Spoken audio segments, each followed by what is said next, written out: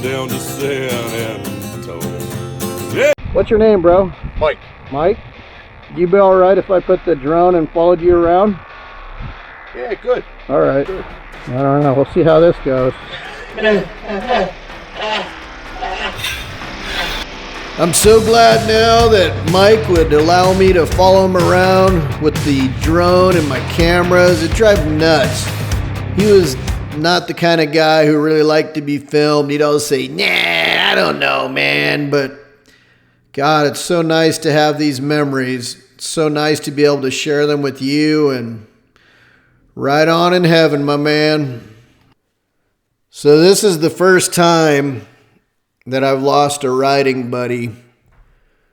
This is my old buddy, Michael, and we called him Renaissance Mike. First time he came out to the trail, I looked at them and I thought, man, we got a full-on biker here with us. This is crazy. And I looked at his beard. It was all braided in the front and long, and I mean, you could just tell he was a nice guy, but he just looked scary as hell. And I said, you know what? We already have a friend named Viking Mike, so you're going to have to be Renaissance Mike. And he said, okay.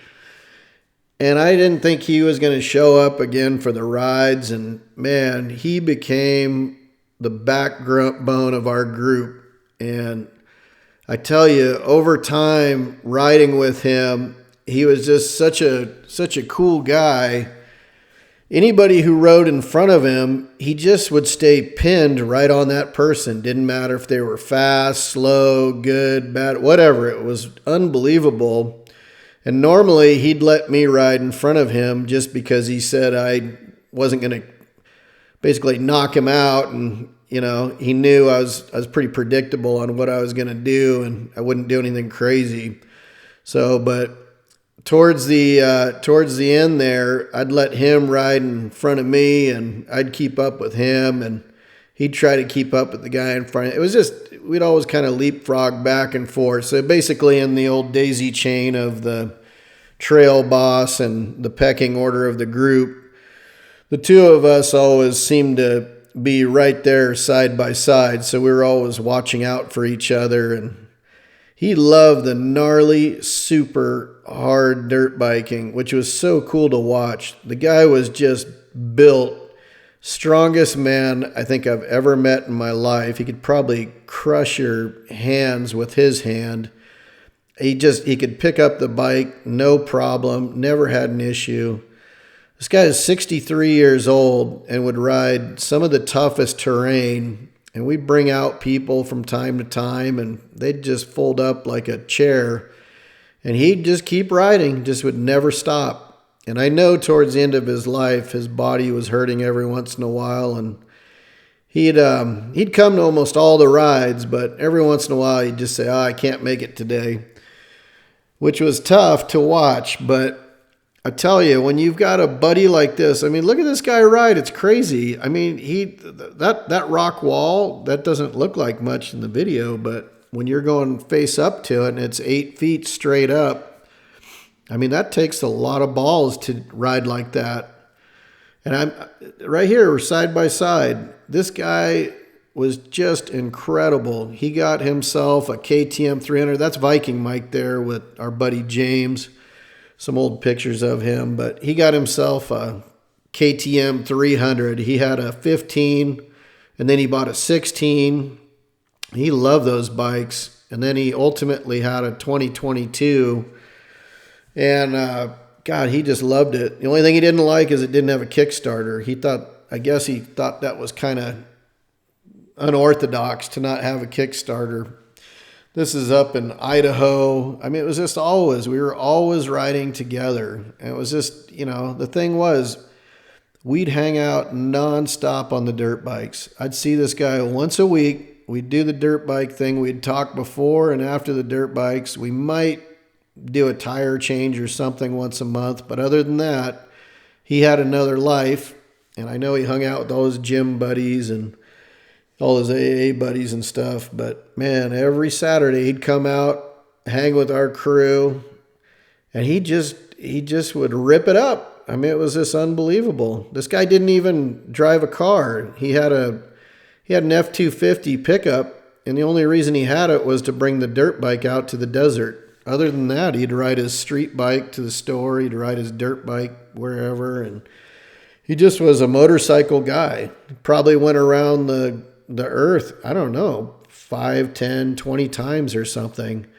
But you could lay out the terrain for him, and he'd just look at it, and he just loved it. And I understand it. There he is on one of his Harleys or whatever. It's the craziest thing to have a friend like that. And, I'd always pull out my camera, and I'd pull out my drone, and I'd say, Mike, can I film you today? And most of the time it was a no.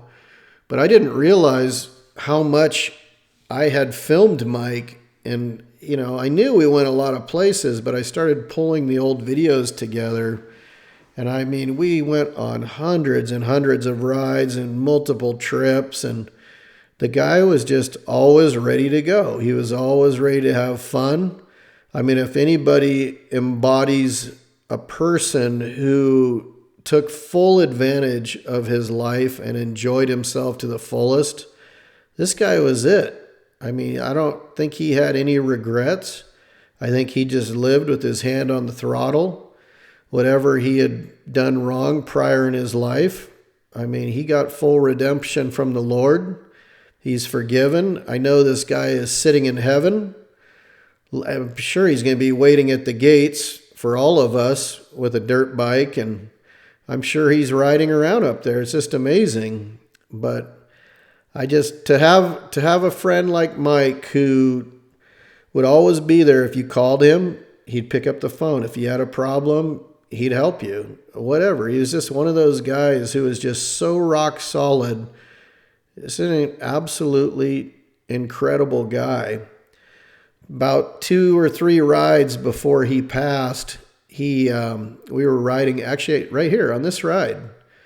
And somehow I got past him. I was on a new bike, and he knew I was behind him, but he didn't see me go by. I don't know why not. Maybe just because the bike was a different color. But the kind of guy he was, he went back 7, 8 miles looking for me. And I knew he was gone, and I figured that's what he had done. And I got out my cell phone on the top of one of these hills, and I called him, and he picked up. And he said, I was looking for you. And I mean, when a guy will go back and look for you, and we're all self-sufficient. We can take care of ourselves, no problem. But he was legitimately worried, and he wanted to make sure everything was okay.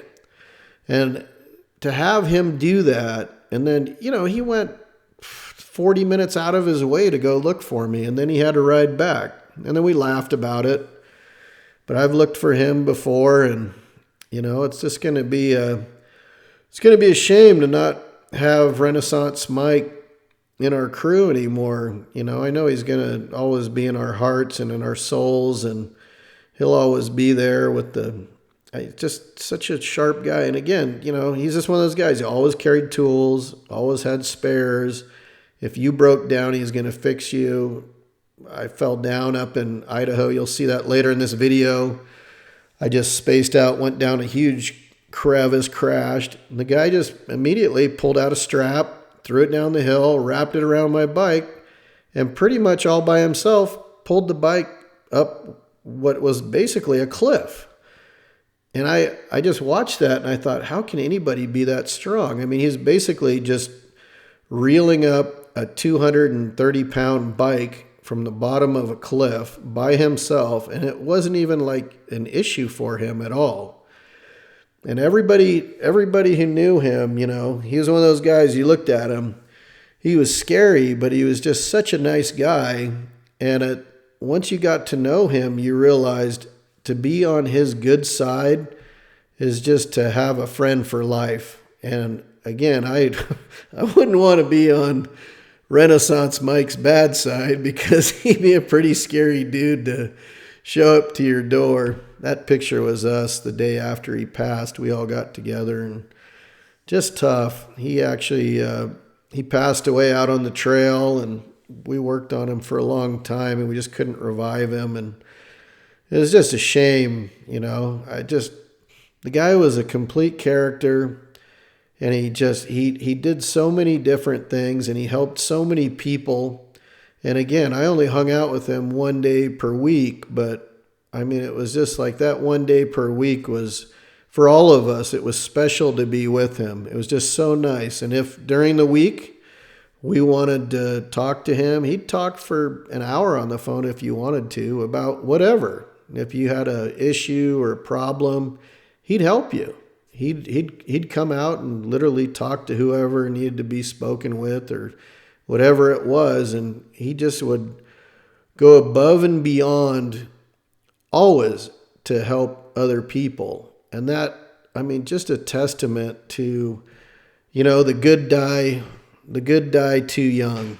And he's just another one where he's just a good guy all the way around. Just proud to have him as my friend. And I really, really enjoyed all of the times we had together. I mean, this was Idaho. We rode for 3 days nonstop, and he loved it. And this was one of those where I flew up, rented a bike. He took that old F-250 because he had his dirt bike, and he drove all the way from Nevada up to Idaho to hang out. And this guy, I know he went back and forth across the nation, around the nation. Look at that. That's a 4 or 5 foot drop off. And the guy just hits it like it's nothing. For me, I'm in the front there and he's behind me again. I hit stuff like that and I think, oh boy, here we go. That's another one right there. Just boop. He doesn't care. He'd ride everything. And if an expert was in front of him, he'd keep up with the expert rider. And it just, whoever was in front, that's what he would do. But the two of us, we just had that very similar riding style. We like to have fun, enjoy ourselves, do the crazy rough stuff like this right here. And I'm so happy now that he would let me film him from time to time. And I know he was annoyed because I'd ask, I said, can I bring out the drone today? And he's like, no. He's like, we got enough footage already. And, but old Mike, he'd always talk about being out here in the desert and where he wanted to have his ashes spread. And it was kind of crazy to listen to a guy talk like that. And, unfortunately, I guess sometimes the Lord will give you what you really want. Here's where I crashed on the bike. Watch this. He just gets right up there and pulls me right up the hill. But Mike wanted to die riding his bike, and tragically, and for him, maybe not tragically, that's how he went, with his boots on, with his buddies, having the time of his life.